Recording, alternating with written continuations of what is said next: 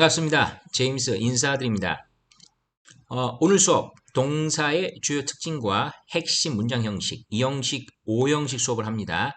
말씀드린 대로 영어 형식에서 가장 많이 출제되는 유형이 바로 2형식과 5형식이죠.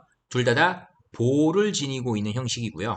보가 다른 문장 성분보다도 올 수 있는 형태가 더 다양하기 때문에 2형식과 5형식과 관련된 시험 문제가 가장 많이 시험화됩니다. 문장 5개의 5형식 중에서도 2형식하고 5형식이 많이 나온다라고 생각하시면 되겠고요.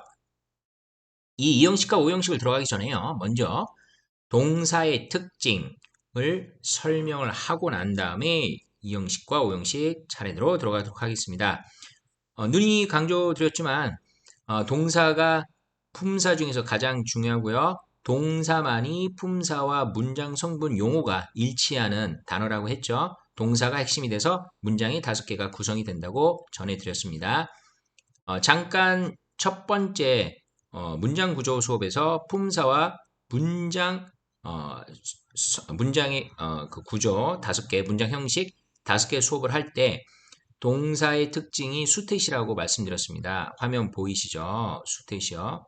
자, 이 수태시를 좀 더 여러분들한테 구체적으로 수업을 하도록 하겠습니다.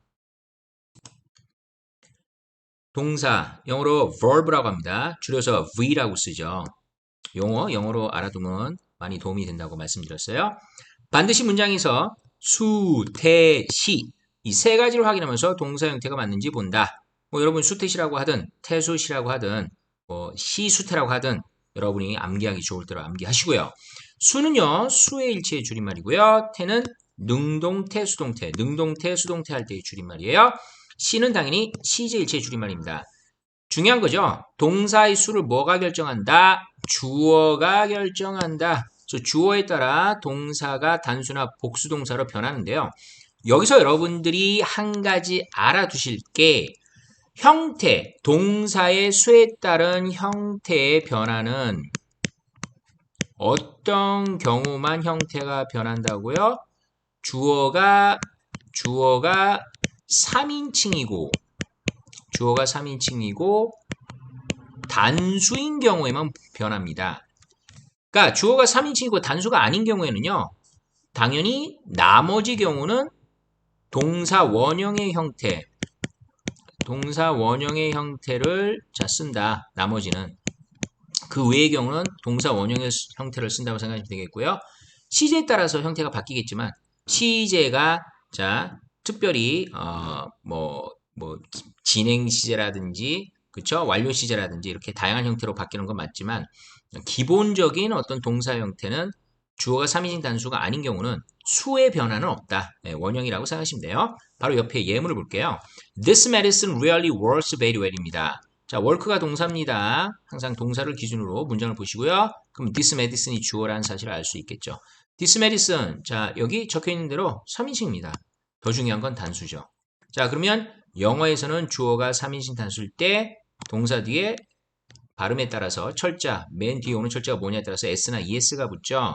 s나 es를 붙인다. 이거에 대한 가장 대표적인 예가 여러분들이 쉽게 알고 계신 거 항상 많이 접하시는 표현들 is죠. has죠. does죠. 가장 많이 보시는 동사들의 형태죠. 이것들이 왜 뒤에 이렇게 s나 es가 붙었습니까? 주어가 3인칭 단수라는 전제하에 있기 때문입니다. 가끔가다 이렇게 질문하는 학생들이 있어요.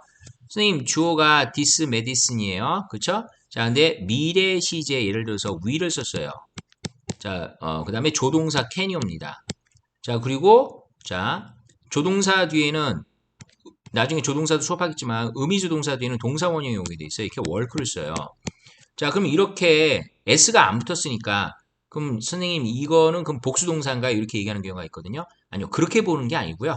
그래서 제가 동사의 수는 뭐가 결정해요? 주어가 결정한다고 말씀드린 겁니다. 그러니까 주어를 보고 말씀하시면 돼요. 모양이 s나 es가 안 붙었다 할지라도 주어가 this medicine면 그쵸? 아니면 탐이라고 합시다. 그쵸? 아니면 it이라고 합시다. 주어가 이렇게 3인칭 단수가 이렇게 오면 주어가 단수니까 이때 work는 단수 동사라고 하는 겁니다. 단수 동사요. 거꾸로요. 거꾸로 자, 이 메디슨이 아니라 뭐 주어를 day로 썼다고 치세요. day. 자, 그 다음에 뭐 drugs라고 할까요? drugs. 똑같은 약인데 복수형으로 이렇게 약을 이렇게 복수를 써볼게요. 그러면 얘는 복수죠. 그럼 똑같은 work라 할지라도 얘는 무슨 동사라고 얘기하는 거예요? 복수동사라고 얘기하는 겁니다. 다시 해서 주어가 단수동사다, 복수동사다라는 칭호는 다시 말씀드립니다. 동사가 단수다, 복수다라고 이제 정하는 것은 주어인 명사의 수가 단수인지 복수인지 보고 결정하시면 되는 거고요.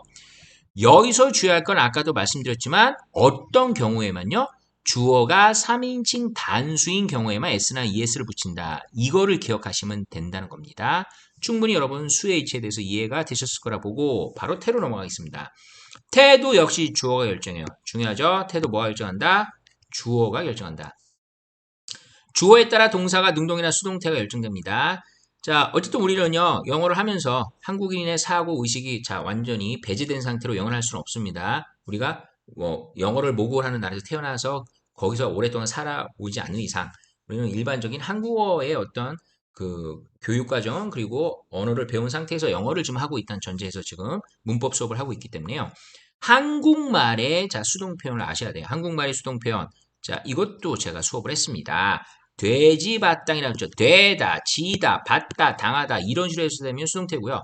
주어와 영어 표현의 동사로 한국말로 해석했는데 되다, 지다, 받다, 당하다 이렇게 했을 때면 수동태. 그럼 수동태 기본꼴이 뭔지 아시겠죠? 수동태 기본꼴은 여기 화면에 보이시죠? be 플러스 pp입니다. be가 뭐라고요? 기능조동사다. 시제 표시 기능조동사다. pp가 바로 수동의 의미를 갖고 있는 pp가 수동의 의미를 갖고 있고요. 자, 이때 pp가 바로 의미를 전달하는 역할을 하고 기능조동사는 얘는 시제 표시만 하죠. be의 뜻이 없습니다. 시제 표시하는 기능조동사다. 동사는요, 수태시 세 가지를 다 드러냅니다. 즉, 수동이라 할지라도 시제를 드러내야 하기 때문에 그 시제를 드러내는 조동사를 바로 비조동사를 빌려와서 쓰는 거고요. be는 뜻이 없고 pp만 수동의 의미, be는 시제만 표시한다. 그래서 그때 제가 팁을 하나 드렸습니다. 수동태로 적혀있는 문장의 시제를 읽을 때 어떻게 하냐? 시제는 비동사만 담당하기 때문에 비동사의 시제만 읽고 수동태로 적혀있는 동사의 시제는 비동사만 읽으라고 했는데 이렇게 여러분들이 비동사만 딱 찾아서 읽는 게 어려우니까 거꾸로 제가 어떤 식으로 시제를 읽으라고 했죠? pp를 빼라고 했죠. 맨 마지막에 오는 수동의 의미를 지니고 있는 과거 분사인 pp를 빼면 뺀 나머지 것들이 비동사의 시제 표현이고요. 그 시제 모양을 읽으라고 했습니다. 예문 바로 들어가겠습니다. The dishes were broken by Tom입니다. dish가 주어고요. 복수죠. 예. 그래서 복수동사, 비동사의 복수형, s나 es가 붙지 않은 were가 왔습니다. 복수동사니까요. 주어가 3인칭 단수일 때, 자, s나 es가 붙습니다. 그리고 broken이 왔습니다. 그럼 모양이 b가 왔고요. b라는 형태가 왔고, broken이라는 pp가 왔으니까 수동이구나라고 아시겠죠. 그럼 이게 맞냐는 거죠. 수동태 쓴 게 맞냐. 그럼 해소하라는 얘기예요. 한국말로요. 접시죠. 그러면 break의 원래 뜻을 알아야 되는데 break라는 동사는 깨트리는 겁니다. 깨트리다. 그럼 해석을 접시가 깨트리다. 해석이 어색하네요. 접시는 깨트리지 않습니다. 접시는 깨집니다. 접시가 깨졌다. 그쵸? 예. 접시는 조각이 나는 그런 어떤 행위를 당하죠. 돼지밭당에 깨지다, 되다, 지다, 받다, 당다, 깨지니까 수동이 되고요. 깨졌다죠. 탐에 의해서 깨졌다라고 완벽하게 수동태 모양을 드러내고 있습니다. 자, 여기서 시제를 읽어야 됩니다. 시제 어떻게 읽으라고요? 마지막에 있는 pp를 빼고 읽는다. 그러면 접시가 깨졌다 해서 pp를 빼고 비동사만 남은 게 were가 뭐예요? 과거죠? 그럼 얘 시제가 뭐야? 라고 물으면 과거 동사예요 라고 얘기합니다. 수동태의 시제는 어떻게 읽는다고요? 마지막에 온 pp를 빼고 읽는다. 네, 마지막 시제 남았죠? 자, 좀 더 깨끗한 화면으로 보기 위해서 화면 정리를 했고요. 시제 일치로 들어가겠습니다. 자, 그렇다면 수하고 태가 주어가 결정했다. 여기까지 알겠어요. 그러면 과연 시제까지도 주어가 결정할까? 그럴 리가 없겠죠. 자, 동사가 시간을 드러내는 표현이기 때문에 주어는 명사고요. 그렇죠? 전혀 자, 관계가 없다라고 보겠고요. 그럼 당연히 동사의 시제는 뭐가 결정한다? 네, 시간의 표시 부사어죠. 시간을 나타내는 표시어나 구 또는 심지어 절도 가능하겠죠. 시간을 나타내는 이 표현들에 의해서 동사의 시제, 동사 시제총 12개인 거 아시죠? 시제 수업을 자, 동영상 수업을 다 올렸죠? 예. 혹시나 다시 반복하고 싶으시거나 기억이 안 나신다면 다시 한번 확인하세요. 동영상 수업을요. 예문 바로 넘어가겠습니다. I met her 2 days ago죠. 자, met이라는 단어가 보입니다. 얘가 동사인 거 아시겠죠? 그러면 자, 이 동사의 수태시를 이제 확인을 해봅니다. 우리가 수태시 배웠으니까요. 자, 주어를 보세요. 아니죠. 단수죠. 자, met 뭐요? 단수 동사 이렇게 얘기하면 동사가 met이니까 meet이 아닌데 과거형인데요. 그럼 과거형이면 뭐 수 어떻게 읽어요? 똑같아요. 과거형으로 적혀있던 무슨 형으로 적혀있던 자, 주어를 보고 주어가 단수면 이 동사는 단수 동사라고 말씀을 하시면 됩니다. 다음에 태. 아까 태는 기본꼴이 비동사 pp가 같이 있어야 된다고 했죠. 여기는 비동사 pp가 같이 안 있네요. 그냥 단어 하나만 딱 있죠. 얘는 당연히 동사, 능동태 동사고요. 그리고 해석도 하면 내가 만나는 거죠. her 2 days, 그녀를. 내가 그녀가 아니니까 자, 잠깐 또 자, 문장 형식 파악하는 법 볼까요? 자, 이거 목적어죠. 동사 뒤에 있는 명사가 주어랑 일치하지 않으면 자, 목적어로 한다. 일치하면 보호라고 한다. 목적어 같고 몇 형식? 3형식 문장이고요. 나는 그녀를 만났죠. 예, 그러니까 당연히 능동태가 자연스럽죠. 예, 능동태고요. 마지막 시제인데 과거 형태 왜 과거를 썼냐? 아, 주어 때문에? 나니까? 나가 아니라 너면 뭐 시제가 과거가 아니라 뭐 현재가 됩니까? 미래가 됩니까? 말이 안 되죠. 예. 시제는 뭐가 일치한다고요? 시간의 부사를 찾아보세요. 어고가 왔습니다. 아하, 어고는 항상 과거, 이전에 일어났음을 드러내는 부사어죠. 그래서 어고라는 단어 때문에 과거 시제가 온 거예요. 혹시 시간의 부사가 보이지 않는 경우가 있습니다. 이 경우는요. 글 쓴 사람이 자기가 원하는 시제를 쓴 거기 때문에 신경 쓰지 마시고요. 보이는 시제대로 읽으시거나 아니면 혹시나 시간의 부사가 없음에도 불구하고 시제가 어떻게 되는지 묻는 시험 문제 나온다. 자, 이것도 제가 시제 파트에서 설명드렸지만 주변에 있는 문장을 확인하세요. 주변 문장. 이 앞문장이나 뒷문장에 오는 시제를 본다든가 아니면 문장끼리의 관계, 시간을 드러내는 그런 관계 표현이 있는지 보시고 시제를 결정하시면 됩니다. 물어보는 시제에 대해서요. 어고라는 시간의 부사어를 통해서 동사를 과거 시제로 사용한다. 네. 깔끔하게 동사의 수태시에 대한 설명을 마무리하고요. 자, 그 다음에 이형식 수업 들어가겠습니다.